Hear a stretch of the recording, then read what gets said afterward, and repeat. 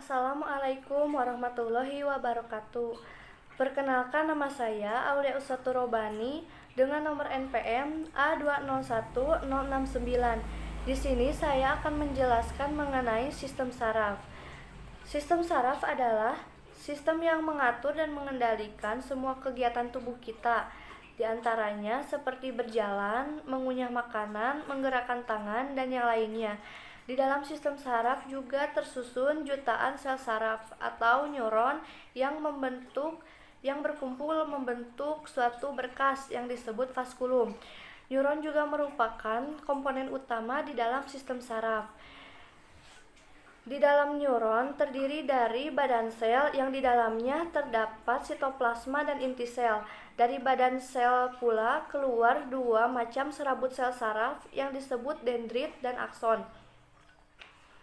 Dendrit berfungsi untuk mengantarkan dan mengirimkan impuls ke badan sel, sedangkan akson berfungsi untuk mengirimkan impuls dari badan sel ke jaringan lain.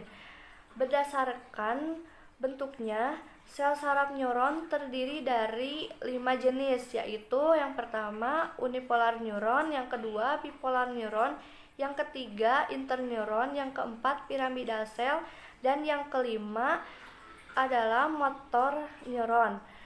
Sedangkan berdasarkan fungsinya, sel saraf neuron terbagi menjadi 3. Yang pertama sel saraf sensorik atau saraf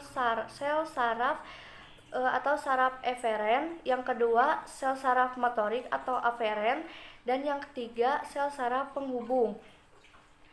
Sel saraf sensorik berfungsi untuk mengantarkan rangsangan dari reseptor ke sumsum tulang belakang, dan sel saraf motorik berfungsi untuk menghantarkan impuls motorik dari susunan saraf pusat menuju efektor.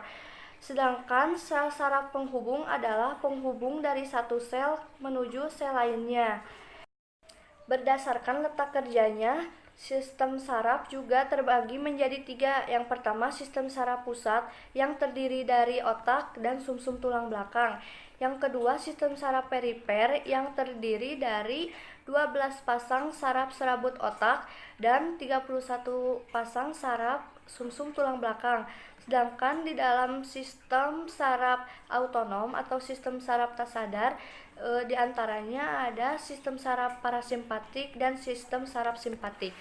Di dalam sistem saraf pusat terdapat otak yang terbagi menjadi 3 bagian.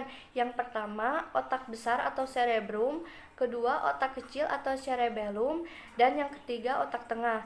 Otak besar berfungsi untuk mengendalikan semua aktivitas mental yang berkaitan dengan kepandaian, ingatan, kesadaran, dan kesetimbangan.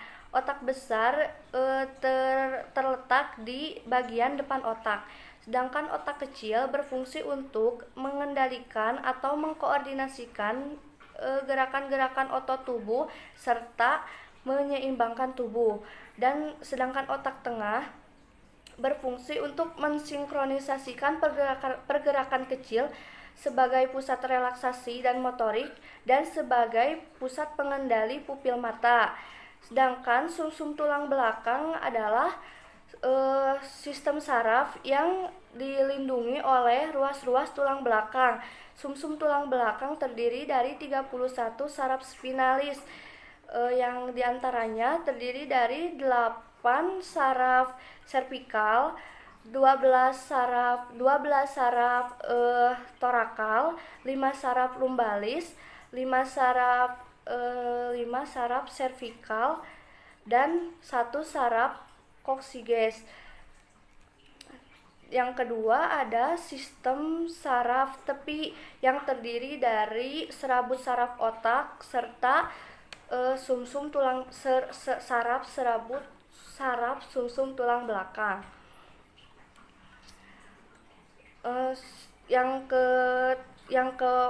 Terakhir ada sistem saraf autonom atau sistem saraf tak sadar yang bekerja otomatis tanpa kehendak dari sistem saraf pusat.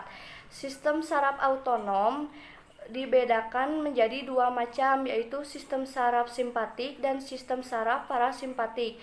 Sistem saraf simpatik berfungsi untuk memacu kerja organ tubuh, sedangkan secara parasimpatik berfungsi untuk menghambat detak jantung, memperkecil pupil mata, memperkecil bronkus, mempercepat kerja alat pencernaan, merangsang ereksi, dan mempercepat kontraksi kantung seni.